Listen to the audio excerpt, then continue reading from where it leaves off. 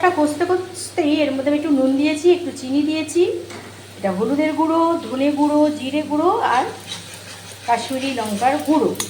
সবসময় মনে রাখতে হবে মশলাটা কিন্তু যখন পুড়ে না যায়, জল জলে থাকতে থাকতেই কিন্তু তোমাকে অন্যান্য মশলাগুলো অ্যাড করতে হবে। এই যদি মশলা পুড়ে যায় এ কিন্তু তোমার খেতে কিন্তু একদম ভালো হবে না। এবার তেলটা মোটামুটি আমার ছেড়ে ছেড়ে এসছে। এবারে এর মধ্যে আমি এই যে একটু হালকা তেলে নেড়ে রাখা ছানাটা এর মধ্যে আমি অ্যাড করলাম। মশলার সঙ্গে সুন্দর করে আমি ছানাটা নেড়ে নিলাম। ছানার কালিয়া যদি তোমরা বানিয়ে খেতে চাও তাহলে এইভাবেই রেখে দেবে। আমি আজকে এর মধ্যে একটু চাল কুমড়ো অ্যাড করে দেবো সবজির জন্যে।